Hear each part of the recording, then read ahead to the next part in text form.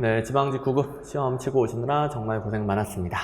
이번 기회에 원하는 점수 딱 받고 합격으로 딱 마무리됐었으면 참 좋았겠지만 뭐 시험이라는 게 아직 실력이 조금 부족하면 당연히 어쩔 수 없이 떨어질 수 있는 거죠. 실력이 부족했기 때문에 조금 아쉬운 부분이 있어서 이렇게 해설 강의 보고 계시겠죠.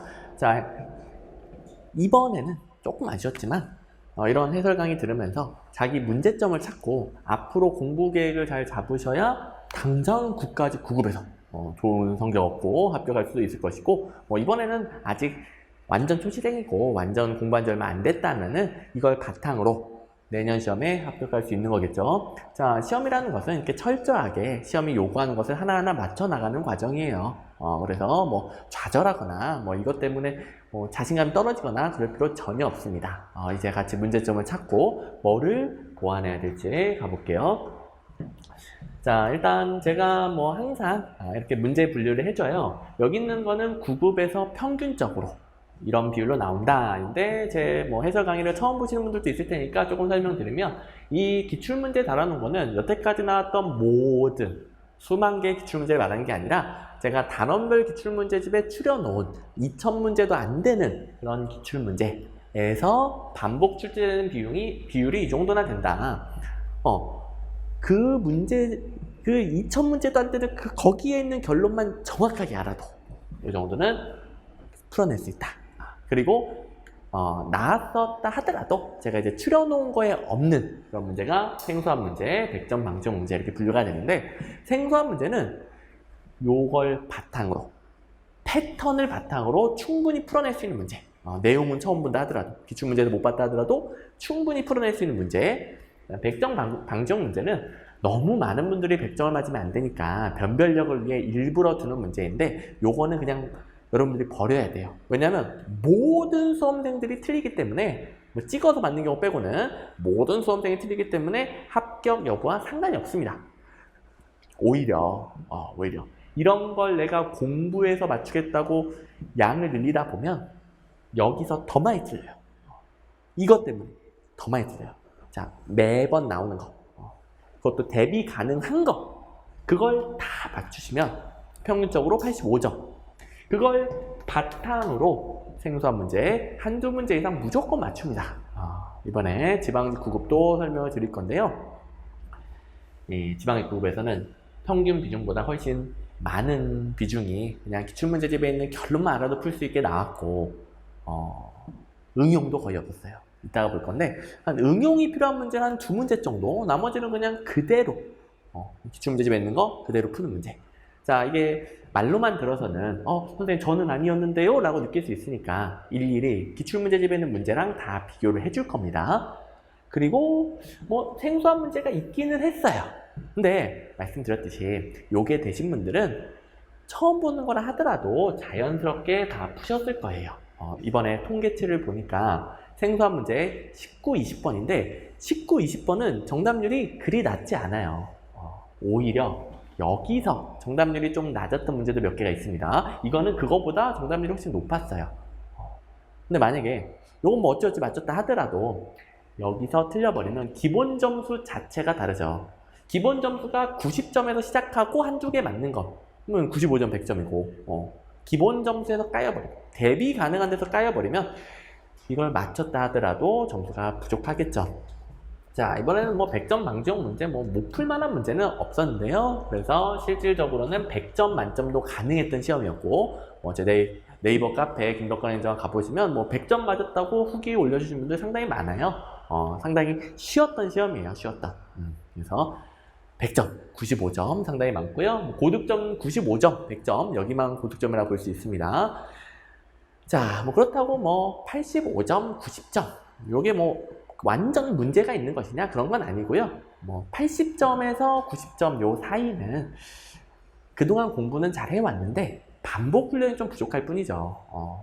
80점에서 90점 사이신 분들은 잘 보시면 이거 아는 것임에도 불구하고 시험장에서 못 풀었네. 이거 아는 건데 왜 이렇게 착각했을까? 그리고 분명히 기출문제집에서 본 건데 왜 시험 시간에서는 못 봤다라고 생각했을까? 그런 문제들일 겁니다. 그분들은 반복 훈련하면 기출문제 있는 거 자기가 혼동되는 거 골라서 반복 훈련하면 기복 없이 고득점이 완성돼요. 큰 문제는 없는데 여기서 너무 많이 틀렸어. 그러면 85점, 뭐 80점도 아니고 더 많이 내려가겠죠. 그런 분들은 해야 될 게 자명합니다. 자명합니다. 기출문제 회독하러 가셔야 되겠죠. 자, 이렇게 실력 판단 대략적으로 해봤는데요. 문제별로도 이 문제에서는 뭐를 모르면 안 된다. 이 문제는 어떻게 풀어낸다. 이 부분 같이 구체적으로 살펴보고 여러분들의 문제점 문제별로, 이론별로 진단하고 마지막에 국가직 9급 대비 전략 말씀드리도록 할게요. 자, 끝까지 잘 들으셔야 됩니다. 그래야 대비 전략이 나옵니다. 자, 일단 출제 영역 분포는 뭐 제가 소개만 해드리는데요. 여기 행정 환류 부분이 평균적으로는 한 문제가 나오는데 이번 시험은 좀 많이 나온 편이다. 이게 좀 차이가 있고요. 그렇다고 뭐 특이사항이냐 그렇진 않아요. 행정 환류는 모든 단원에 관련되는 내용이라서 뭐 갑자기 많이 나온 경우도 있을 수 있어요. 그래서 뭐 제가 행정 환류 단원으로 분류한 데서는 평균적으로 한 문제 나오지만 이번에는 뭐 많이 나왔고 다 관련되는 거기 때문에 뭐 크게 특이사항은 아니다. 자, 이제 1번부터 분석해 보겠습니다. 1번, 작은 정보를 적극적으로 옹호하는 것은 1, 2, 3번에서 모르는 게 있으면 안 돼요. 그런데 혹시 몰랐다 하더라도 작은 정보 신공관리로는 워낙 많이 들어봤기 때문에 4번 정답을 할 수 있겠죠. 이 문제를 보고 지금 비책형 기준입니다. 비책형 1번 문제를 보고 이런 문제를 내다니 1번이니까 그런가 보다 했는데 이런 문제가 계속 나와요. 계속. 정말 이제 그냥 바로바로 풀 수 있는 문제. 작은 정보 신공관리로 몰랐던 분들은 없었을 텐데요. 자, 1, 2, 3번도 다음 시험에서는 활용될 수 있으니까 좀 설명을 드리면 행정권의 우월화, 행정부의 우월화, 그리고 행정의 기능이 결정 기능까지도 확대되는 거. 정치행정 일원론. 이게 경제 대공황, 1930년대 경제 대공황, 세계 대공황을 극복하기 위해 나온 이론이죠. 이런 이론을 바탕으로 대공황 극복을 위한 행정부의 강력한 정책, 뉴딜 정책, 이런 것도 뭐 강의 시간에 뭐 기출문제에서 다 배웠던 거. 그리고 복지 프로그램도 확대됩니다. 이 시기는 행정국가 복지국가 시기죠. 행정국가 복지국가 시기의 주요 논리이고 이때는 큰 정부였어. 큰 정부. 근데 행정국가 복지국가가 너무 커지면서 정부의 비효율성, 비대응성을 지적받고 그게 정부 실패 현상이죠. 정부 실패를 겪으면서 작은 정부로 전환합니다. 그래서 거버넌스 이론 나오고 그 중에서 시장을 중심으로 한 거버넌스를 신공공관리론이라고 하죠. 자, 요거는 굳이 비교하지 않아도 될 정도이지만 제가 일일이 비교해 보면서 얼마나 기출문제가 중요한지 여러분들이 다른 데서 길을 찾으면 안 되고 뭐부터 해야 되는지 깨달아야 되기 때문에 이것조차도 비교를 해줄 겁니다. 자, 기출에 강한 행정학 2020년 대비 기출에 강한 행정학 기준입니다. 많이 질문하시는데 2021년 대비 기출에 강한 행정학은 7월 말 국가직이 좀 많이 밀렸잖아요. 국가직까지 반영해서 7월 말에 출간이 됩니다. 원래는 제가 6월 말에 출간해서 새로 공부 시작하시는 분들이 뭐 이론 강의 들을 때도 활용하도록 하는데 이번에는 국가직이 좀 밀려서 좀 양해를 드리고요. 어쨌든 20년 기준으로 126번 문제, 13년도 국가직급에 나왔던 문제. 자, 신자유주의 정부 이념 및 관리 수단이 신공공관리론인 거. 요건 모르면 안 되죠. 자, 신공공관리론. 그래서 시장을 통한 문제 해결을 강조하며 작은 정부, 정말 많이 쓰이는 표현입니다.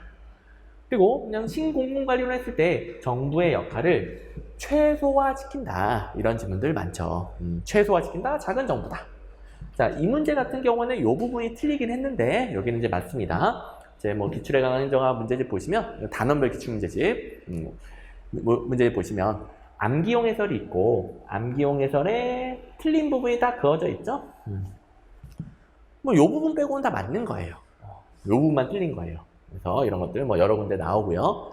그다음에 보는 김에 여기도 해보시면 정부 역할을 줄이는데 뭘로 국한한다. 이건 이 시험 문제와 상관없지만 워낙 중요하죠. 관리나 집행이 아닌 결정 기능. 이걸 방향 잡기라고 하고 스티어링이라고 하죠. 모르면 큰일 납니다. 자, 관리나 집행은 최대한 민영화시켜서 시장에 맡겨서 더 효율적으로 집행하려고 합니다. 자, 됐고. 그다음에 2번. 아이고, 기능 구조와 사업 구조의 통합. 우리가 배우는 모든 조직 구조 유형 중에서 기능 구조와 사업 구조의 통합 딱 하나밖에 없죠? 매트릭스 조직. 계속 이런 문제가 나오고 있습니다. 또 뭐 기출문제집에 일일이 비교를 해주는데요. 뭐 요거는 제가 읽는 것은 특이사항이 없으면 생략할게요. 매트릭스 구조. 옳은 것은 기능 구조와 사업 구조의 화학적 결합을 시도하는 구조이다. 옳은 거 그냥 2번 고르는 문제였습니다. 이런 문제 기출문제집에 있고 이걸 바탕으로 이거 푸는 건 아무것도 아니고. 됐고, 이건 이제 쌍둥이 모의고사 문제인데요. 쌍둥이 모의고사를 제가 이번에 지방직 9급 대비로 줬던 모의고사에서 얼마나 똑같은 것들이 나오는지 이거 제가 소개는 시켜드릴 것인데, 이거는 제가 모의고사 잘 내가지고 막 적중했다 막 이런 걸 자랑하는 게 아니고요. 쌍둥이 모의고사 방식 아시죠? 안 풀어보신 분들도 있을 테니까 안 풀어보신 분들을 위해 말씀드리면은 방식이 지방직 9급 8개년도 문제 160문제를 일일이 변형해서 만든 모의고사고요. 왼쪽에 기출문제, 오른쪽에 그 문제를 변형한 모의고사. 이렇게 왼쪽 오른쪽 기출문제랑 그 문제 변형한 모의고사를 같이 볼 수 있게끔 구성되어 있어요. 그래서 쌍둥이인 겁니다. 한마디로 제가 적중했다고 자랑한다기보다는 자랑도 조금 있지만 그거보다는 기출문제에 나왔던 것이다. 그러니까 이런 변형 모의고사를 만들지 않았겠느냐. 기출문제의 중요성을 강조하기 위해서 이걸 띄워줄 뿐입니다. 자, 요거는 14년도 지방직 9급 14번 문제가 왼쪽에 있고, 그 다음에 이 모의고사가 바로 오른쪽에 있는, 이렇게 일일이 한 문제 한 문제 변형한 그 중에서 매트릭스 조직 구조에 대한 문제였는데요. 살짝 업그레이드 돼 있어요. 4번, 기능구조, 기능부서, 통제권한의 계층은 수직적으로 흐르고 사업부서 간 조정권한의 계층은 수평적으로 흐른다. 매트릭스 구조만 기능부서와 사업부서 혹은 기능구조와 사업구조가 결합되어 있는 구조죠. 이건 조금 더 업그레이드해서 뭐가 수직적이고 뭐가 수평적인지까지도 공부할 수 있게 만들어진 모의고사입니다. 됐고, 그 다음에 3번. 자, 지방재정의 세입 항목 중 자주재원에 해당하는 것은? 선생님, 저 2번 재산 임대 수입을 처음 봤어요. 자주재원인지 몰랐어요. 상관없죠? 지방교부세 의존재원, 조정교부금 의존재원, 국고보조금 의존재원 지워서 2번 하면 되는 문제. 이게 너무 어이없을 정도로 쉽다고 느끼시는 분들도 있을 텐데 일부의 분들은 이거 몰라서 못 풀었다고 생각할 수 있어요. 자, 의존재원 3개 모르면 절대 안 되죠. 의존재원, 우리나라 지방교부세, 국고보조금, 조정교부금. 지방교부세, 이거 세금 아닙니다. 지방세라고 착각하시면 안 돼요. 자, 자주재원에는 지방세가 있고요. 지방교부세 헷갈리면 안 됩니다. 그 다음에 지방세 외의 수입이다. 그래서 세외 수입이 있고요. 세외 수입은 지방세 외에 지방정부가 걷어들이는 각종 수입이에요. 거기에 재산 빌려주고 받는 수입도 있을 수 있겠죠. 그렇죠?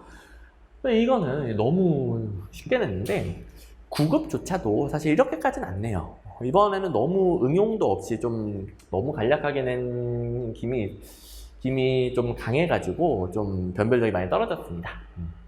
자, 아무튼 9급 문제조차도 이렇게는 돼요.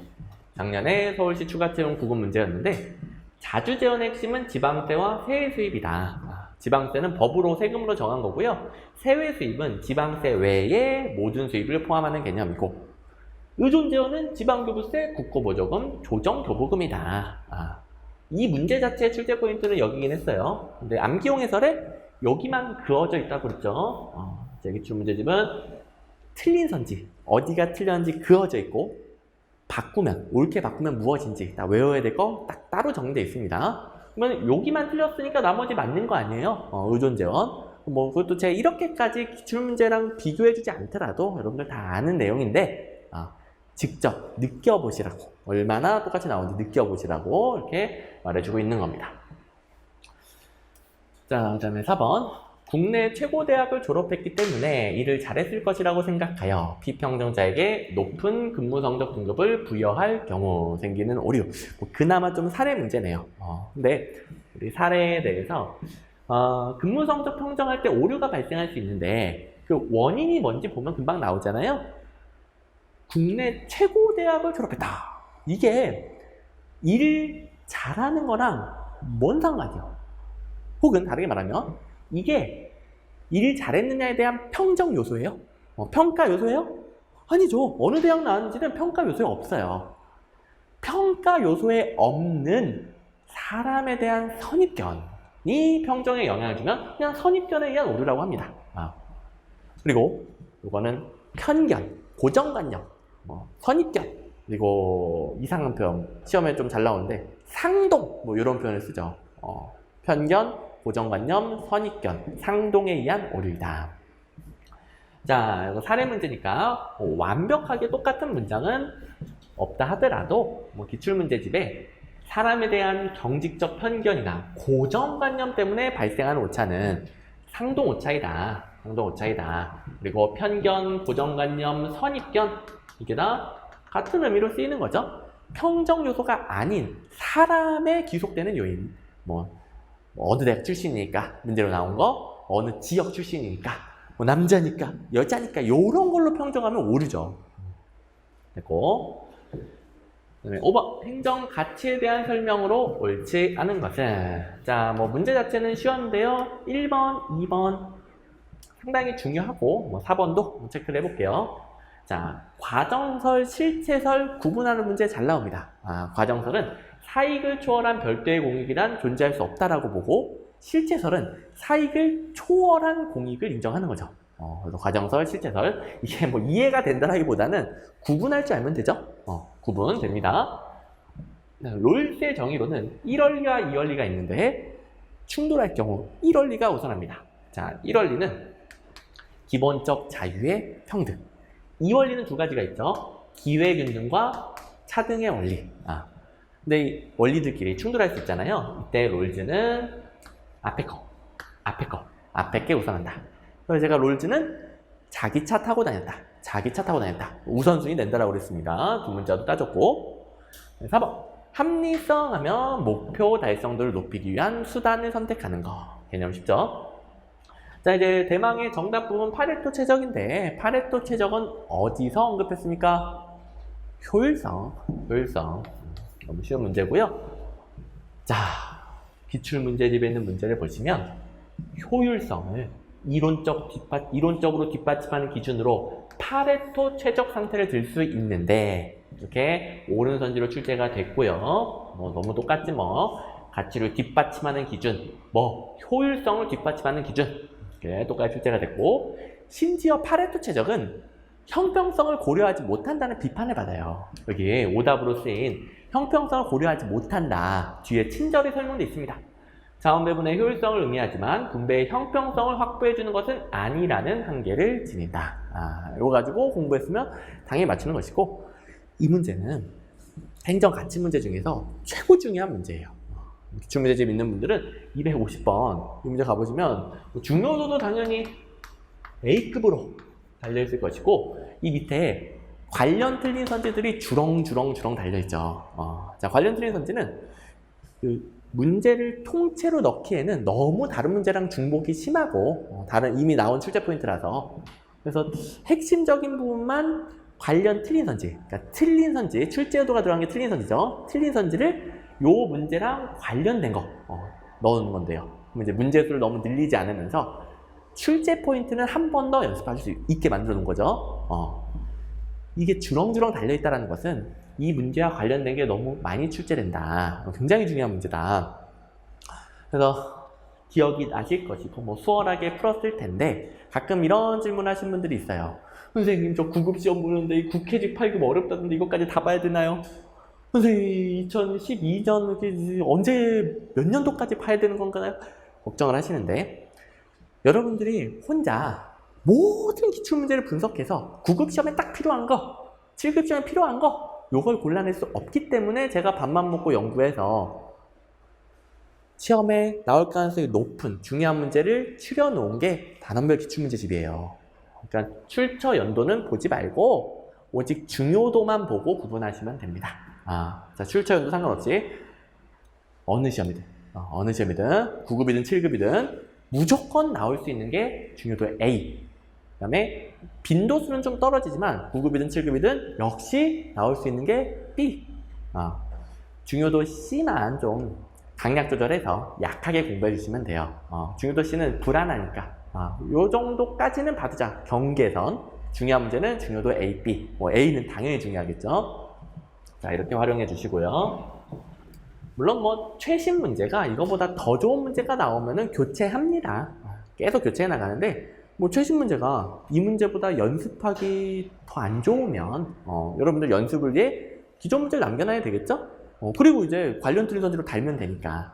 그래서 아까 몇 번 문제니? 5번 문제가 여기서 관련 틀린 선지로 기출문제 개정할 때 또 달리겠죠. 그러면 한 번 더 연습할 수 있겠죠.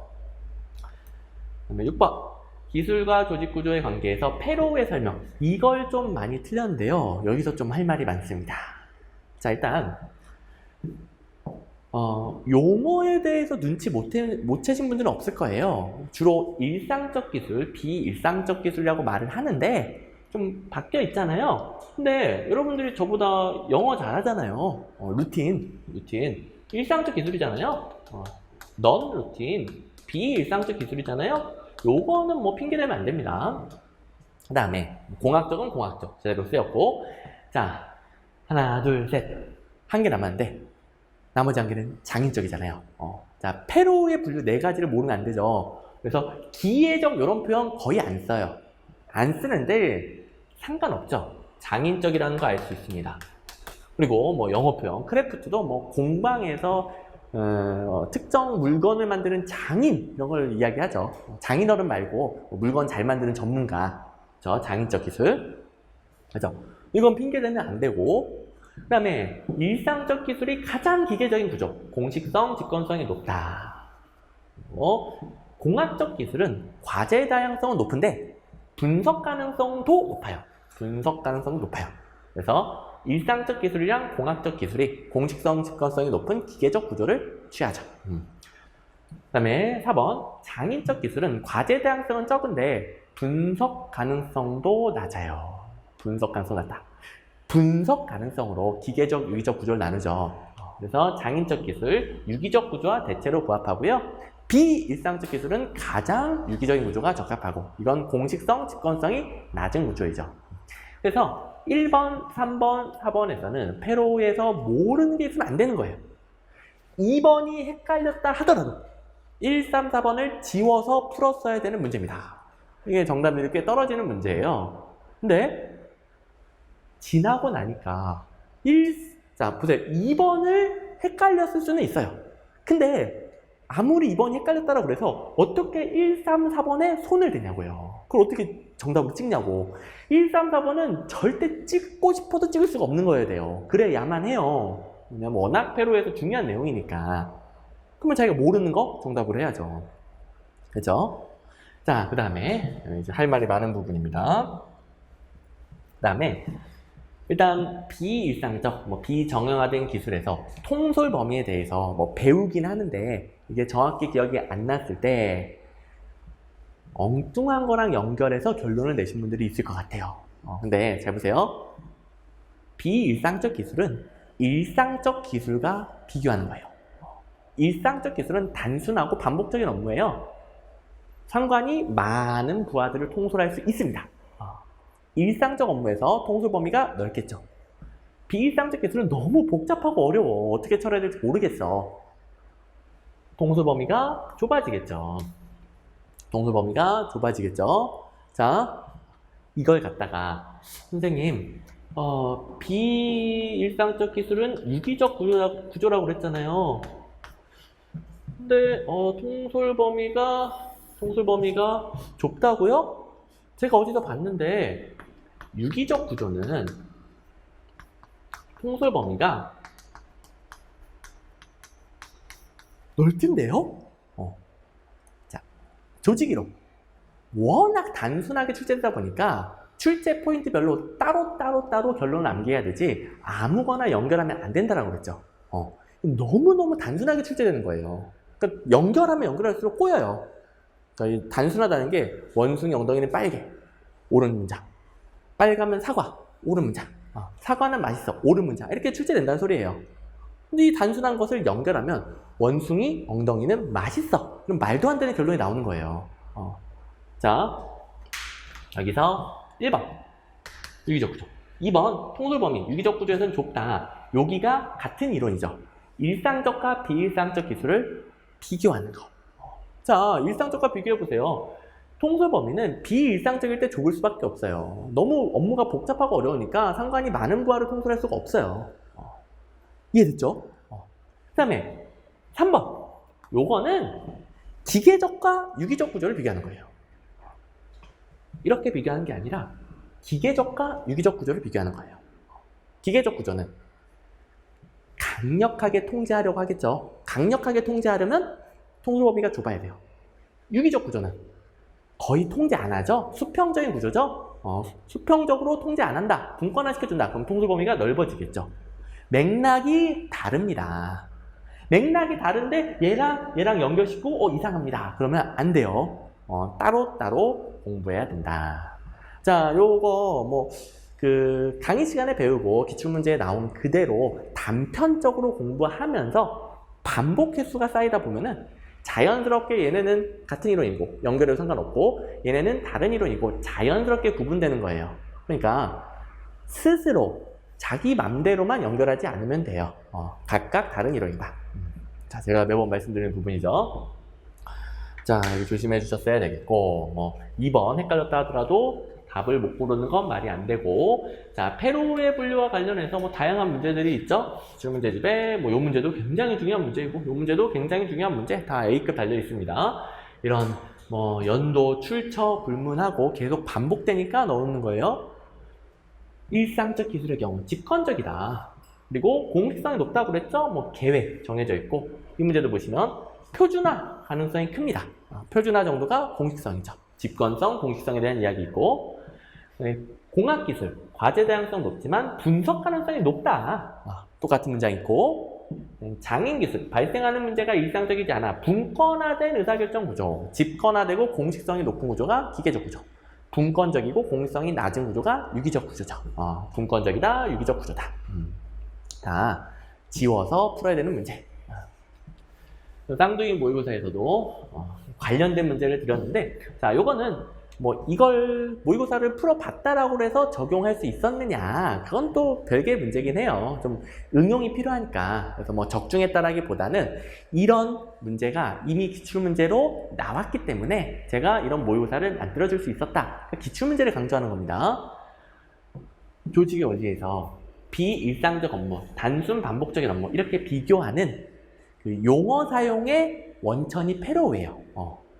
업무라고 바꾼다 하더라도 비일상적 업무, 이제 일상적 업무 혹은 단순 반복적인 업무, 이걸 페로우에서 용어를 따오는 겁니다. 자, 보시면 단순 반복적일 때 통솔 범위가 넓어요. 통솔 범위가 넓어요. 아니 아주 간단한 업무 부하들이 하는데 상관이 그냥 많은 부하들이 통솔할 수 있겠죠. 근데 비일상적 업무, 비일상적 기술을 사용할 때는 통솔 범위가 좁아진다. 이거는 유기적 구조, 기계적 구조가 통솔 범위 넓네, 넓지 않네, 그거랑 다른 이론이다. 그죠? 그 다음에 7번. 지방분권 추진 원칙 중 다음 설명에 해당하는 것은, 자, 기능 배분에 있어 가까운 정부에게 우선적 관할권을 부여한다. 최대한 주민에게 가까운 정부가 먼저 하고, 상급 지방정부나 중앙정부가 자치단체가 할 수 있는 것은 건드리지 않는다. 관여하지 않는다. 언제 관여합니까? 자, 원칙적으로 관여하지 않고 자치단체가 도저히 못할 때만 보충적으로 관여한다. 보충성의 원칙이죠. 자, 보충성의 원칙도 기출문제집에 많이 나왔었으니까, 지방자치단체가 우선적으로 권한을 행사하게 하고, 지방자치단체가 도저히 담당하기에 부족한 것만 중앙에서 보충한다. 이런 문장 보셨을 겁니다. 자, 여기는 지방, 중앙 이렇게 두 가지로 냈는데요. 여기 가장 가까운 정부, 상급 지방정부, 중앙정부 3개로 나눠도 마찬가지죠. 우리나라 기초, 광역, 중앙이 있으니까 기초에서 먼저 하고 도저히 못하면 광역에서, 광역에서 하고 도저히 못하면 중앙에서 마찬가지입니다. 보충성의 원칙. 됐고, 그 다음에 8번 정책 집행의 하향적 접근에 대한 설명으로 옳은 것만을 모두 고르면, 이것도 의외로 좀 정답률이 조금 떨어지는데요. 내용은 쉬워요. 왜냐? 하향식이냐 상향식이냐, 결정이 중요하냐 현장의 문제에 대처하는 게 중요하냐, 이분법적이기 때문에 풀 수 있었어야 되는데, 자, 집행이 일어나는 현장에 초점을 두면 상향식이죠. 현장에서 발생하는 문제를 반영해서 거꾸로 정책을 바꿔나갑니다. 니은 현장의 공무원이 일선 공무원이잖아요. 일선 공무원이 현장에서 발생하는 다양한 문제를 처리하기 위한 전문 지식과 문제 해결 능력을 갖추어야 된다. 일선 공무원, 현장의 공무원. 다 상향식이겠죠. 그래서 이렇게 디귿 리을 풀었었어야 되는데, 왜 이렇게 틀린 분들이 좀 있을까? 자, 하향식 다시 설명드리면, 이거는 결정한 게 그대로 집행될 수 있다고 보는 거예요. 집행 현장의 문제는 고려할 필요가 없어. 다양한 참여자, 반대 의견 고려할 필요가 없어. 터지는 문제 고려할 필요가 없어. 그냥 결정만 잘하면 돼. 그런 관점이랑 안 맞죠. 상향식이 이거죠. 상향식은 아무리 결정을 잘해도 집행하다 보면 고려하지 못하는 다양한 변수들이 발생하고, 뭐 반대하는 사람들이 있고, 뭐 진상이 찾아와서 들어놓고 하니까 그걸 처리하는 게 중요하다. 그러니까 현장의 공무원, 일선 공무원의 재량권과 역할이 중요하죠. 자, 디귿도 맞아보시면 하위직이 일선 공무원이에요. 그리고 결정하는 공무원이 고위직이겠죠. 하향식에서는 고위직, 결정자가 잘해야 돼요. 네, 리을. 자, 결정자는 집행에 영향을 미치는 그거를 다 통제할 수 있어야 돼요. 자, 이거는 집행의 문제를 뭐 처리한다 그런 게 아니고요. 결정자가 집행 과정을 다 통제할 수 있다라고 해요. 통제. 일선 관료도 통제. 변수도 다 통제. 하향식이죠. 자, 그리고 기역, 니은에 관련된 표현. 기출문제집에 상향식 정책 집행을 물어보면서 여기 집행 현장에서 일어나는 문제점을 파악하여 대응해야 된다. 이런 표현도 있고, 집행이 성공적이려면 일선 공무원들의 전문 지식과 문제 해결 능력이 중요하다. 거의 똑같은 표현이 오른손지로 나와 있죠. 자, 기출문제 해독이 이래서 중요한 겁니다. 워낙 중요한 문제니까 쌍둥이 모의고사에서도 하향적 접근법 했을 때 현장 문제에 대한 대처, 틀리게도 내줬고, 결정자가 리더십을 발휘하고 결정자가 집행 과정을 다 통제해야 된다. 법적 구조화라는 게 결정된 내용을 이렇게 집행하시오 라고 구조를 짜고 법으로 승인해 주는 거, 그러니까 그대로 하라는 거죠. 통제하는 겁니다. 용어만 조금 다를 뿐 하향식. 그리고 아까 상향식은 일선 관료의 문제 해결 능력, 전문 지식이 중요한데, 하향식에서는 일선 관료를 역시 통제하는 게 중요하다. 비슷한 맥락으로 문제를 만들어 줬었죠. 역시 지방직 9급에 출제됐던 거니까 쌍둥이 모의고사도 있는 겁니다. 그 다음에 9번 조직 구성의 원리에 대한 설명으로 옳지 않은 것은, 이 문제 보고 많이들 어이없어 하시는 분들이 있는 것 같은데, 어이없어 하시는 분들도 있는 반면에 혼란에 빠지신 분들도 있었던 것 같아요. 이거는 어이없는 문제 맞아요. 여러분들이 괜히 당했어. 혼란에 빠지신 분들은 괜히 당했어. 아니, 이런 원리가 도대체 어디 있겠습니까? 여러 상관이 지시한 명령이 서로 다를 경우 내용이 통일될 때까지 명령을 따르지 않아야 된다. 명령 통일의 원리는 애초부터 상관이 몇 명? 한 명. 애초부터 명령이 통일돼야 된다. 상관이 2명인 게 아니라 1명이어야 된다. 아예 그냥 엉뚱한 게 들어온 거고요. 자, 3번에서 혼란에 빠졌다 하더라도 더 큰 문제는 뭐냐면은, 아니 1번, 2번, 4번을 어떻게 찍냐고. 3번이 아리까리에 이게 뭐여 싶더라도 1, 2, 4번을 고른다는 게 말이 안 되는 거예요. 고르면 안 되죠. 분업의 원리, 1 가능한 세분하는 거 맞고, 통솔 범위 또 나오네. 한 명의 상관이 감독할 수 있는 부하의 수 적절하게 한정해야 된다 맞고, 조정의 원리, 분화된 활동, 분업 등으로 분화된 활동을 조정해서 통합해야 된다. 통합의 원리 중 대표적인 조정의 원리죠. 분화된 것을 조정한다. 요것을 틀리다고 할래야 틀리다고 할 수가 없어요. 그러면 이상한 3번을 찍어야죠. 어이없이 그냥 이게 뭐야 하면서 3번 찍으신 분도 있겠지만 이상하다고 느끼신 분도 이상한 3번을 찍어야 됩니다.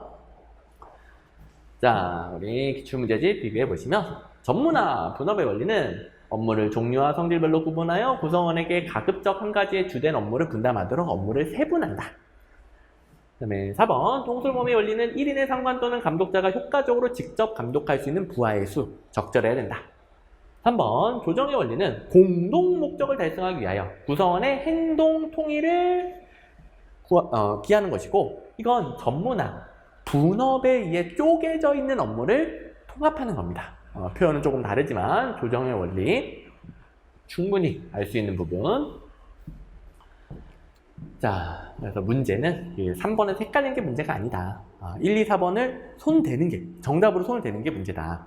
그만큼 기출문제 회독수가 쌓여야 자연스럽게 1, 2, 4번은 지울 수 있겠죠. 10번 직업공무원들의 단점을 보완하는 것으로 옳지 않은 것은 1번을 모르면 안 되고 2, 3, 4번은 혹시 뭔 말인지 몰랐다 하더라도 4번 고르는 데는 지장이 없습니다. 왜 그럴까? 직업공무원제는 정치적 중립성이 강하잖아요. 원래부터 강해요. 원래부터 강해. 근데 이게 단점을 보완하는 원리라고? 아니죠. 원래부터 강해요. 그래서 4번 골라야만 합니다. 골라야만 합니다. 이것도 기출문제로 확인해 보시면 정치적 중립을 확보하기 위한 신분보장은 실적주의의 원리이기도 하고 직업공무원제하고도 관련이 있죠. 일단 실적주의에서 정치적 중립은 필수예요. 필수. 직업공무원제는 필수까지는 아니지만 정치적 중립에 기여하고 정치적 중립이 직업공무원제에 도움을 주기도 하고 서로 긍정적 관계에 있다.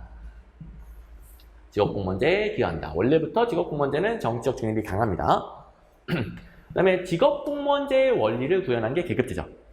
자, 인사제도들 필연적인 관계에 있는 거는 별로 없어요. 근데 예를 들어 실적주의는 정치적 중립을 필수 요소로 하고 그 다음에 계급제는 별도의 인사제도가 아니라 직업공무원제를 위해서 만들어준 거예요.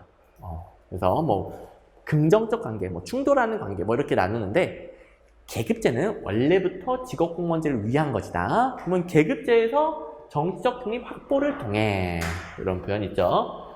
자, 여기만 암기용 해설의 취소선이 그어져 있을 테니까 여기 맞는 거잖아요. 정치적 중립 확보되어 있습니다. 여기는 직업공무원제가 일반 행정가 주의니까 틀린 거겠죠? 직업공무원제 장단점 정부 관료제에 대한 정당 및 정치 지도자의 지도력과 통솔력을 강화 땡? 이거는 왜 나왔지? 정치적 중립성이 강할 때 정치 지도자가 공무원들을 통제하기가 어렵죠. 그래서 통솔력이 약화되는 겁니다. 이거는 살짝 응용 문제인데요. 자, 이런 문제도 있다. 그리고 이런 문제도 대비하자는 취지도 있고 여러 가지 문제를 통해서 여러분들이 알고 있어야만 하는 내용이라는 것을 강조드리는 겁니다. 자, 이제 다시 돌아와서 개방의 인사제도는 직업공무원제를 위해 만든 폐쇄형 임용의 단점을 보완하겠죠. 개방형은 여러분들 아실 테니까 넘어가고 이제 계약제. 직업공무원제는 평생 신분보장이 되어 있어요. 근데 계약제는 몇 년만 뽑아가지고 계약해서 씁니다. 그러니까 평생 신분보장의 단점도 보완하고 폐쇄형 임용 끝까지 가는 거 이것도 단점을 보완하고 괜찮겠네요. 계급정년제. 자, 계급정년제는 계급별로 정년이 있어요. 무서운 겁니다. 정년. 잘리지 않고 일할 수 있는 거잖아요. 그게 계급별로 있어요. 무슨 말이냐? 만약에 9급의 계급정년이 10년이면은 10년 동안 8급으로 승진하지 못하면 정년이 끝난 거예요. 잘리는 거예요. 잘리는 거. 계급정년, 계급별로 정년이 있고 그 정년 내에 승진하지 못하면 이놈은 진짜 무능력한 공무원이구나. 잘라버려. 그러니까 직업공무원제가 신분보장이 너무 강력해서 공무원들이 자기 개발 안 하고 일 열심히 안 하는 거 그런 단점을 보완해 줄 수 있겠죠. 물론 3번 몰랐다 하더라도 4번 고를 수 있어야 된다. 됐고, 그 다음에 11번. 자, A 예산제도에서 강조하는 기능은, 자, 요거는 존슨 대통령 1965년 이것만 봐도 계획예산제도 기획기능이다. 이게 나와야 되겠는데요. 강의 시간에는 항상 이거부터 배워요. 행정국가, 복지국가 말미에 행정국가가 그게 잘했을 때 행정부가 죄다 하려는 장기적인 계획부터 자기가 세우고 계량적 분석해서 하향식으로 배분하는 그런 예산제도, 계획예산제도, 기획 중심을 만들었다. 항상 이것부터 배우기 때문에 다 쉽게 골랐을 건데요. 안타깝게도 요 똑같은 표현이 기출문제집에 없더라고. 그래서 얘는 만약에 기출문제만으로 푼다라고 했을 때, 뭐 당연히 다 풀었겠지만 기출문제만으로 푼다라고 했을 때 좀 응용이 필요하다. 뭐 약간의 응용 정도. 11번 문제만은 처음 응용이 나왔습니다. 자, 미국 예산제도의 변천 순서. 이런 문제는 있죠. 변천 순서. 품목별 1등, 성과주의 2등, 계획예산 3등, 연기준 4등, 결과기준 신성과주의죠. 5등. 자, 여기서 품목별 예산은 1912년 어쩌고저쩌고 이런 건 다 기출문제집에 있어요. 성과주의 예산은 1947년 어쩌고저쩌고 이것도 있고, 그다음에 결과기준 예산은 1980년대 어쩌고저쩌고 있고, 기출문제집에 있는 것만으로 푼다라고 했을 때 니은, 디귿이 연도에 관한 문제가 없어요. 없어요. 그래서 좀 아쉽긴 한데 연기준 배울 때 맨날 배우는 게 1970년대의 심각한 재정적자. 그걸 감축하기 위해서, 예산을 줄이기 위해서 연기준 예산 도입했다. 그래서 요거 엄청나게 배우기 때문에 뭐 요 전이니까 1960년대 이거밖에 안 남죠. 뭐 요렇게까지라도 제가 설명드린 이유 뭔지 알겠죠? 당연히 풀었어야 되지만 이렇게 기출문제에서도 많은 정보들을 얻을 수 있다. 자, 그리고 제가 이제 추천하는 게 기출에 강한 행정학은 단원별 기출문제집입니다. 단원별 기출문제집으로 기본적인 실력을 만들고, 기본적인 실력이 되면 단원별 기출문제집의 출제 포인트는 다 알고 있고 결론 다 암기했으면은 시험 마무리로는 직전 연도 기출문제를 확인해보고 가는 게 좋다라고 하죠. 물론 앞에 게 안 되면 앞에 거 하는 거예요. 근데 마무리로 직전 문제 확인해보면 좋다. 여기 직전 문제 19년도 국가구분 문제, 맥나마라가 국방부에 최초로 도입했다. 계획예산제도, 이런 문제가 있었습니다. 품목별 물어봤는데 이게 땡입니다. 땡. 계획예산제도라서. 맥나마라 국방부. 이번 문제 보시면 여기 맥나마라 국방부 있죠. 그래서 뭐 확인 정도 해봤으면은 잘 기억이 안 나더라도 맥나마라 국방부 계획예산제도인데 그랬을 수도 있는. 자, 근데 이 맥나마라 국방부 도입 스토리가 중요하다는 건 아니에요. 언급된 적은 작년 문제랑 이번 문제랑 뭐 2년 연속이라서 좀 되게 중요해 보이긴 하지만 그게 다예요. 언급된 적이 거의 없습니다. 거의 없어요. 중요하진 않아요. 근데 그래도 기출문제를 최대한 확인해보고 가는 사람은 이런 것도 얻어 걸리기도 한다. 얻어 걸린다. 그렇죠? 자, 그러면 이제 여러분들이 어떤 실력에 있느냐에 따라서 어떻게 국가직 9급을 대비해야 될지 대충 감이 오죠. 제가 일부러 어떻게 대비해야 될지를 가르쳐 드리기 위해 단원별 기출문제집, 쌍둥이 모의고사, 작년 기출문제 다 모아놓은 해설집, 요 예시를 보여주고 있는 겁니다. 자, 마지막에 다시 정리해 드릴게요. 그 다음에 12번 직위분류제의 단점은 제가 계급제, 직위분류제 비교할 때 가장 많이 출제 포인트로 나오는 게 인력 배치의 신축성, 이 부분이라고 그랬죠. 계급제는 인력 배치의 신축성이 높다. 직위분류제는 부족하다. 그래서 정답 2번 골라주시면 되겠고, 이번에도 뭐 옳은 걸 고르는 거에서 2번이 정답이니까 또 출제 포인트로 나왔네요. 뭐 틀린 걸 고르시오 하면 뭐 틀린 선지가 출제 포인트겠고, 뭐 옳은 선지를 고르시오 하면은 틀린 선지도 그렇고 이제 옳은 선지도 그렇고 다 출제 포인트가 있죠. 가장 많이 나오는 질문입니다. 가장 많이. 보시면 기출문제집에 있는 문제, 직위분류제. 특정 직위에 맞는 사람을 배치해요. 그 직무, 그 직위를 가장 잘하는 사람을 뽑아서, 전문가를 뽑아서 배치합니다. 그거밖에 못해요. 다른 거 못해. 직위나 직무의 변화 상황에 신속히 대처할 수 없는, 상황 적응이 안 되는 공직분류 방식이죠. 틀렸습니다. 네, 이 표현이랑 그렇게 별로 안 비슷해 보이는데요. 요거에 관련 틀린 선지로 어마어마하게 많아요. 뭐 인력 배치의 탄력성이 부족하다. 그러니까 직위분류제가는 인력 배치의 탄력성이 높다 땡, 수평적 이동 가능하다 땡, 이런 거 다 주렁주렁 달려 있습니다. 정말 많이 나오는 질문이에요. 다음 문제도 이것과 관련된 문제고요. 뭐 1100이 아니라 1037번도 중요하고요. 다른 것들 보충 설명드리면, 자, 직위분류제는 전문성이 높은 방식이죠. 계급제가 전문성이 결여되죠. 계급제는 일반 행정가 주의니까. 아까 예시 봤죠? 그다음에 계급 간 차별이 심한 것은 직업공무원제의 원리예요. 그러니까 계급제겠죠? 직업공무원제는 일부러 계급 간 보수 권한에서 차별을 둬요. 대신에 오래 버티면 버틸수록 계급이 올라가죠. 그러니까 더 높은 보수, 더 많은 권한을 갖고 싶다. 그러면 버텨라. 오랫동안 근무해라. 그래서 버틸 유인을 주는 게 계급 간 차별 심화, 계급제, 직업공무원제 원리입니다. 그래서 직업공무원제에서 계급은 신분을 상징하죠. 4번, 직무경계 불명확성, 일반 행정가주에 따라 두루두루 다양한 직무를 수행하는 게 계급제. 전문 행정가주에 따라 딱 하나만 하는 게 직위분류제. 됐고, 자, 쌍둥이 모의고사에서도 당연히 줬던 문제입니다. 뭐 워낙 많이 나오니까요. 계급제에 비해 직위분류제는 인적 자원의 탄력적 활용 불리하다. 탄력적 활용 불리하다. 됐고, 그다음에 13번.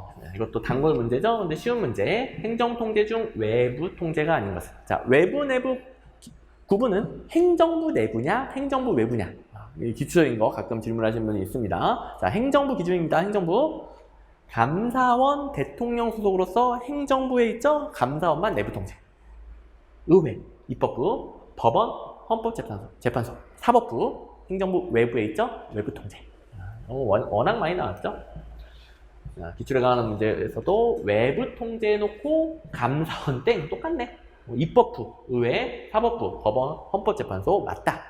그리고 이 다음 문제 1581번 문제도 헌법재판소 내부 통제 땡, 법원 내부 통제 땡 이런 문제도 있고요. 그다음에 쌍둥이 모의고사에도 감사원은 내부적 통제이다 이런 문장이 있습니다. 그 말은 뭐 지방직 9급에서도 똑같은 게 또 반복되어 출제되고 있다. 그다음에 14번 민간 투자 사업자가 사회기반 시설 준공과 동시에 해당 시설 소유권을 정부로 이전하는 대신 시설 관리 운영권을 획득하고 정부는 해당 시설을 임차 사용하여 약정기간 임대료를 민간에게 지급하는 방식. 자, 요거 BTOL 이 약자의 용어를 정리하신 분들은 너무 쉬운 문제죠. 근데 이 민간 투자 사업에 대해서 너무 머리 아파하시는 분들은 이 약자의 의미를 정리 안 한 거예요. 기계적으로 약자의 의미는 뭐다. 그리고 약자 배치 순서대로 일이 이루어지잖아요. 그걸 이제 연습하면 되는 건데, 자, 어디서 자기가 헤매고 있는지 잘 보세요. 민간 투자 사업자가 돈을 대서 만드는 게 민간 투자 사업이고, 그래서 빌드는 그냥 민간 투자 사업자가 돈 들여서 만든 거예요. 자, 그러면 민간이 자기 돈으로 만들었으니까 소유권 당연히 민간에게 있겠죠. 그런데 이 소유권을 정부로 이전하는 것을 T라고 하는 겁니다. 그러면 B 다음에 T죠. 준공과 동시에 소유권을 정부로 이전, T 트랜스퍼, 소유권 이전이에요. 그 다음에 여기서 많은 사람들이 꼬이는 게 소유권 이전했는데 이건 뭐예요? 소유권과 운영권이 다르다라는 걸 챙겨야 돼요. 여기서 많이 꼬여. 소유권과 운영권은 다릅니다. 소유권은 누가 가지고 있느냐?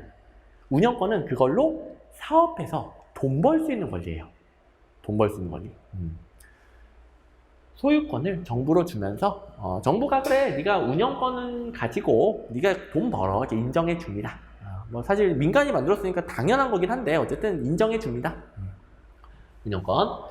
그러면 정부는 해당 시설을 임차 사용. 자, 이 임차한다는 게 운영권을 임차하는 거예요. 자, 운영권 민간에게 있죠. 소유권은 정부로 넘어갔지만 운영권 민간에게 있죠. 요걸 정부가 나 빌려줘. 정부가 운영권을 빌려서 정부가 운영해서 공공시설을 운영합니다.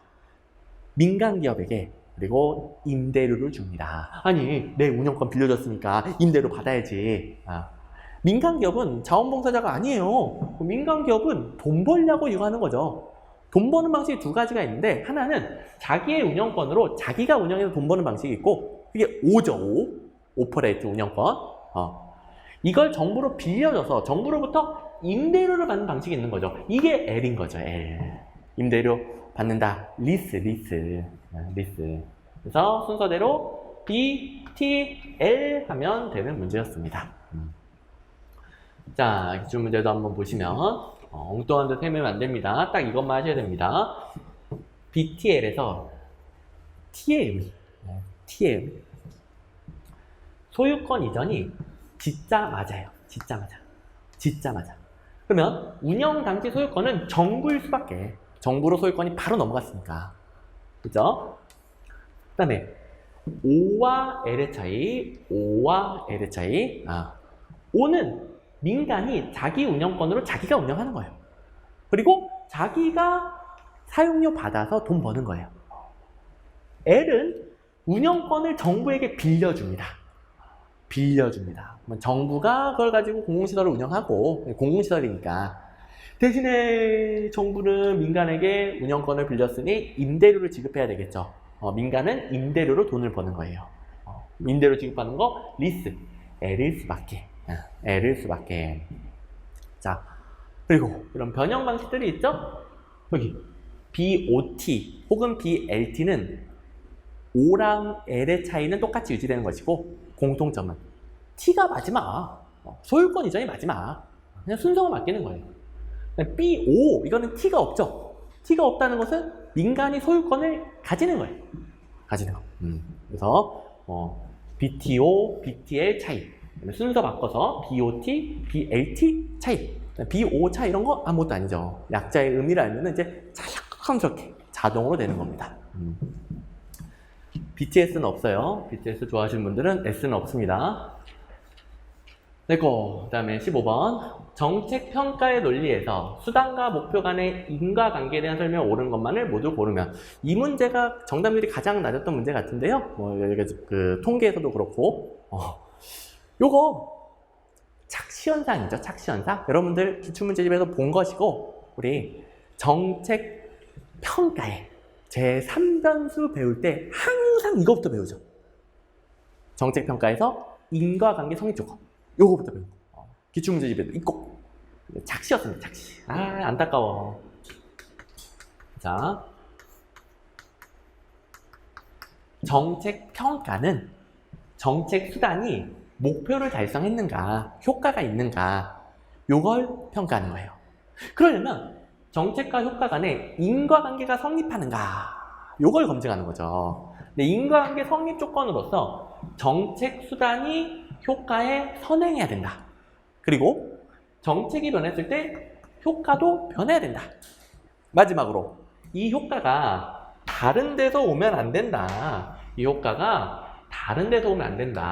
경쟁 가설 혹은 제3변수라고 하죠. 경쟁 가설 제3변수. 다른 데서 오면 안 된다. 인과관계 성립 조건 3가지잖아요. 자, 이제 기억이 났습니다. 뭐가 뭐에 선행해야 돼요? 정책 수단이 목표 달성에 선행해야 된다. 기억 틀렸고. 그 다음에 디귿. 수단의 변화가 목표 달성 정도의 변화로 연결돼야 돼요. 둘 다 변해야 된다. 공동 변화. 니은. 수단 실현과 목표 달성 간의 관계를 설명하는 다른 요인이 배제돼야 된다. 경쟁 가설 제3변수가 없어야 된다. 이제 다 기억났죠? 기억났죠? 정책평가에서 가장 먼저 배우고 들어가는 게 이겁니다. 자, 보시면 A라는 정책이 집행된 이후 A가 시간적으로 선행했습니다. 그 이후 목표비가 달성됐어요. 둘 다 변했네요. 공동 변화가 있어요. 이것만 가지고 A와 B 사이에 인과관계가 존재한다고 결론을 내릴 수 없죠. 하나가 더 필요하죠? 경쟁 가설 배제, 다른 요인 배제. 이런 식으로 문제가 나왔던 거. 그리고 여기에 관련 틀린 선지로 시간적 선행성, 공동 변화만 있으면 인과관계 있다라고 결론 내릴 수 있다. 땡! 이런 한자어로도 낸 거 다 달려있죠. 자, 안타까웠어. 여러분 다 아는 건데, 우리 엄청나게 배웠던 건데, 착시현상에 당했습니다. 그래서 근본적인 문제가 없는 분들, 제가 조금은 아쉽지만 80, 85, 90 요 정도 점수가 나오신 분들은 자기가 아는데 그 짧은 시간 동안 풀어내지 못한 거, 다양한 압박 속에서 발견하지 못한 거, 요걸 중심으로 채우는 겁니다. 자, 16번. 비용 편익 분석에 대한 설명 옳지 않은 것은, 이거는 뭐 살짝 응용이 필요하긴 해요. 2번. 정책 대안의 비용과 편익을 모두 가시적인 화폐 가치로 측정합니다. 자, 뭐든지 간에 화폐 가치로 다 바꿔서 비교하는 게 비용 편익 분석이죠. 뭐든지 간에. 그러면 1번. 분야가 다른 정책이나 프로그램도 비교할 수 있잖아요. 왜? 화폐 가치로 죄다 바꿔서 비교하니까. 같은 걸로, 같은 기준으로 비교하니까. 이건 연결되어 있는 겁니다. 연결. 약간의 응용이 필요하긴 한다는 것은 2번 같은 문장은 기출문제집에 있는데 뭐 정확하게 뭐 1번 이렇게 똑같은 것은 없긴 해요. 하지만 같은 내용이다. 풀 수 있어야 된다. 응용은 인정. 응용 문제가 한 2문제밖에 없다고 그랬죠? 다 나왔어. 그 다음에 할인율 순현재 가치 설명은 시간상 생략하고요. 요거 뭐 아는지 모르는지는 기출문제 보면 바로 알 수 있습니다. 자, 비용 편익 분석 기출문제 보시면 미래에 발생할 비용과 편익을 화폐적 단위로 표시하고 계량적인 환산한다. 뭐 모두 다 화폐 가치로 환산하니까 기준이 같아지죠. 뭐 정책이나 프로그램이 달라도 비교할 수 있게 됩니다. 그 다음에 요 문장이 이해되면 할인율하고 순현재 가치를 다 아는 거죠. 자, 할인율이 작을수록 순현재 가치가 커집니다. 할인율이 작을수록 순현재 가치가 커진다. 이게 이해됐으면은 할인율, 순현재 가치에 문제 없는 거죠. 그 다음에 17번. 정책 결정 모형에 대한 설명으로 옳은 것만을 모두 고르면, 이게 의사결정 모형들에서 각각의 시그니처들이 있고, 바꿔가지고 틀린 선지로 잘 내죠. 근본적 결정과 세부적 결정 혼합 모형의 시그니처. 엣지오니의 혼합 모형. 그 다음에 리을. 갈등의 준해 결과 표준형 절차. 회사 모형의 시그니처. 회사 모형. 자, 너무너무 중요한 단어들이에요. 회사 모형은 이거 말고도 조금 더 있죠. 갈등의 준해결, 표준형 절차, 조직의 학습, 문제 중심적 탐색, 불확실성 회피, 이런 키워드들 다 회사 모형의 키워드입니다. 그리고 점증 모형 하면 현상 유지를 옹호하기 때문에 보수적이다. 점증 모형은 다양한 이해관계자를 조절하는데 기득권층의 힘이 제일 세요. 기득권층이 안 뺏기려고 참여하기 때문에 그건 거의 유지된 상태에서 다양한 참여자들의 갈등을 조절해서 원만하게 해결하는 원리입니다. 그러면 기존 상태에서 조금씩 점증적으로 수정되는 대안이 나오죠? 이거는 거의 현상 유지고요. 보수적이에요. 쓰레기통 모형, 문해 참기 연습했던 거, 문제, 해결책, 참여자, 선택 기회, 의사결정에 필요한 4가지 요소, 문해 참기이다. 쓰레기통 모형은 4가지 요소가 독자적으로 흘러다니다가 우연한 계기로 만났을 때 의사결정 된다고 보죠. 그래서 의사결정에 필요한 요소 4가지, 문해 참기. 자, 역시 4개 다 기출문제집에 있는 것인데 틀린 선지와 관련된 걸 좀 볼게요. 혼합 탐사 모형, 근본적 결정과 세부적 결정을 나누었다. 이게 옳게 추진했던 거. 갈등의 불완전한 해결, 이게 갈등이 완전히 해결되지 않는 준해결인 거죠. 표준형 절차, 회사 모형. 보너스로 불완전한 합리성, 제한된 합리성, 불확실성 회피, 문제 중심적 탐색, 조직의 학습 이런 것도 챙기시고요. 사실 불완전한 합리성, 제한된 합리성은 합리 모형 외에 모든 모형에 다 적용됩니다. 물론 처음 도입한 건 만족 모형이고 도입 말고 합리 모형 외에 모든 모형에 적용된다. 근데 나머지는 회사 모형만의 시그니처죠. 그리고 그다음에 18번 조세지출 예산제도. 요거는 비과세라는 단어가 좀 익숙하지 않아서 들으신 분들 조금 있을 것 같은데 또 용어가 좀 어렵죠. 이런 단어들. 근데 조세지출에 대해서는 우리가 항상 세금 받아야 될 걸 깎아주는 것이다. 세금 감면으로 생각하라. 깎아주는 거. 이렇게 배웠잖아요. 이렇게 배우신 분들은 문제가 없었을 텐데 세제를 지원해준다. 그리고 혜택이라고 하잖아요. 세금 내는 입장에서 혜택이 뭐예요? 야, 네 세금 더 내? 가 혜택이에요? 아니면 세금 덜 내가 혜택이에요? 덜 내는 거.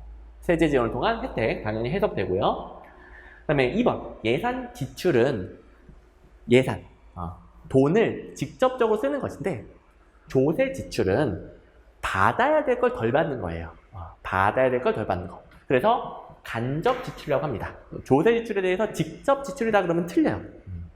들려요? 근데 왜 굳이 지출이라는 표현을 쓰느냐? 원래는 받았어야 돼. 근데 덜 받는 거니까 이것도 예산 지출처럼 인정하자. 이게 여기서 예산 지출이랑 조세 지출 구분했는데 여기서 갑자기 인정하잖아요. 똑같다는 게 아닙니다. 다른 것인데 예산 지출처럼 인정하자. 됐고, 그다음에 3번 보시면 직접 보조금이 직접 지출이에요. 예산에서 보조금 주는 거. 이에 대비해 눈에 보이지 않는 숨겨진 보조금. 자, 보조금이다 그러면 틀려요. 근데 보조금에 비유하는 건 맞아요. 돈을 직접 주는 거랑 내야 될 돈을 깎아주는 거랑 효과가 비슷하죠. 숨겨진 보조금이다. 그리고 세금 자체를 부과하지 않는 비과세. 세금을 깎아주는 거. 아예 부과하지 않거나 깎아주는 거. 다 조세 지출이에요. 아예 부과하지 않는 것도 당연히 조세 지출의 방법이에요. 비과세. 과세하지 않는다. 그리고 이거는 응용이 필요 없습니다. 기출문제집에 그대로 이런 단어들이 있어요. 조세 지출에 대해서 조세상의 특혜. 자, 특혜를 부여한다. 세금 더 내라는 게 아니죠? 세금 덜 내도 된다. 그러다 보니까 조세 수입에 상실분이 생깁니다. 그러니까 지출로 보는 거죠. 그리고 투자 세 공제, 기부금 공제, 아이고 비과세 여기 있었네, 세 감면. 한마디로 여기 있는 거 전부 다 정확히는 모른다 하더라도 세금을 깎아주는 것과 관련되는 거예요. 세액을 공제한다. 뭐 공제는 빼는 거잖아요. 빼는 거. 빼주는 거고. 감면은 아니고 비과세는 과세하지 않는다고. 그리고 그냥 보조금은 틀려요. 감추어진 보조금은 맞고요. 이 차이점 알겠죠? 보조금에 비유하면 맞고 그냥 보조금이다 이건 틀립니다.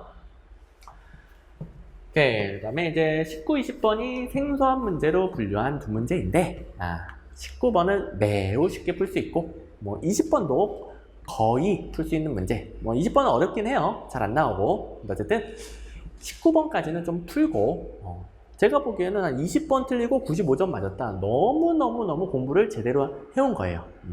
뭐 내 앞에서 틀리는 것보다 20번 틀리는 게 낫다. 그리고 또 다 맞점 뭐 100점 맞으시는 분들도 꽤 있다.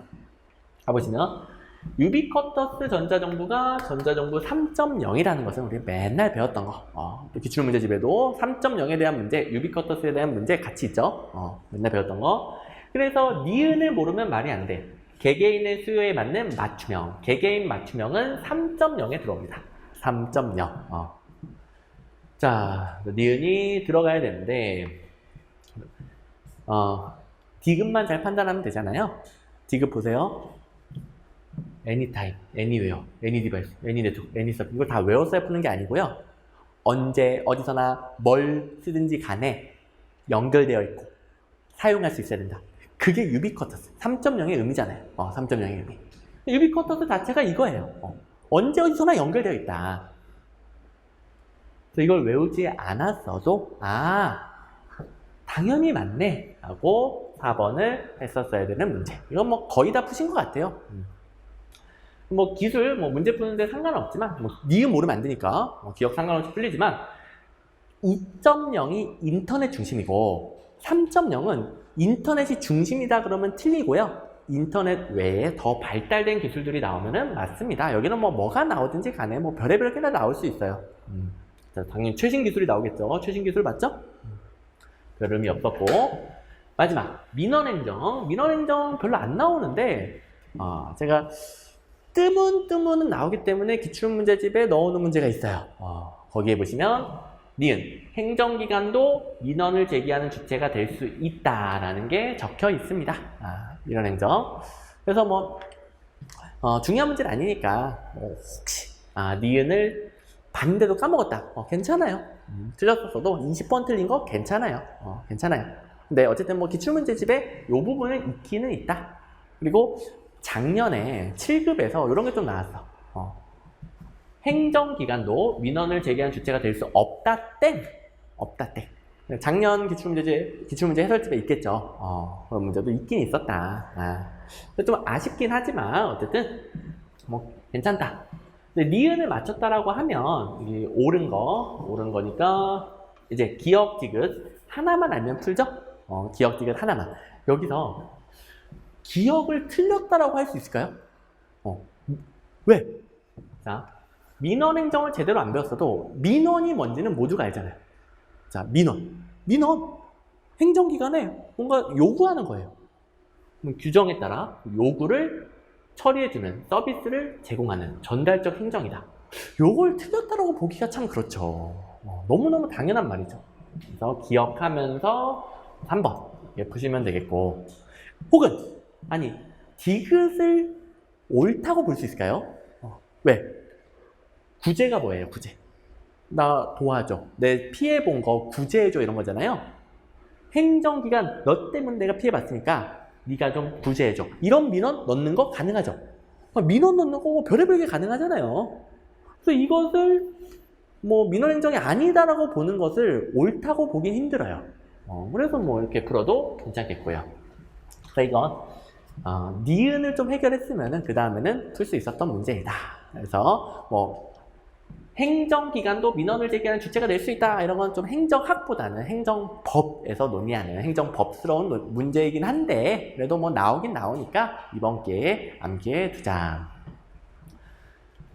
됐네요. 자, 그러면 우리 기출문제집에서 거의 똑같고 응용도 거의 없는 두 문제 빼고는 없는 이 부분은 완벽하게 대비해서 다음에 또 나오면 무조건 맞추도록 대비해야 되겠고, 자, 19, 20번이죠. 19, 20번 생소한 문제는 뭐 중요도가 높진 않아요.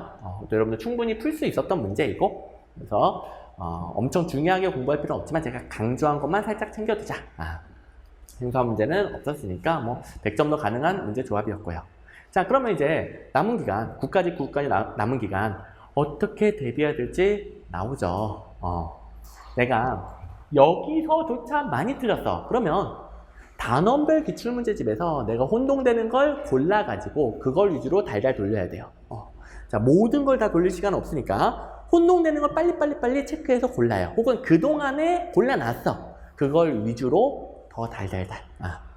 여기는 그걸 반복 훈련하면 무조건 정답률이 높아지는 거예요. 그런데 여기는 어느 정도 거의 다 맞췄어. 거의 다. 근데 여기서 뭐 한두 문제? 약간 뭔가가 부족해.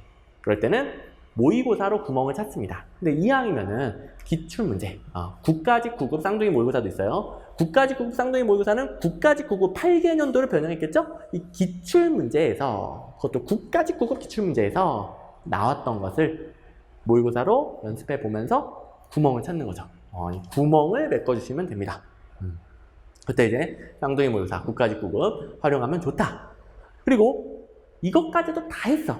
그러면 작년에 나왔던 거 최신 문제에서 뭐 방금 보니까 한 2개 정도 얻어 걸리죠. 2개 정도 얻어 걸리니까 한번 확인해보고 들어가자. 근데 물론 시간이 부족하니까 다 하라는 게 아니에요.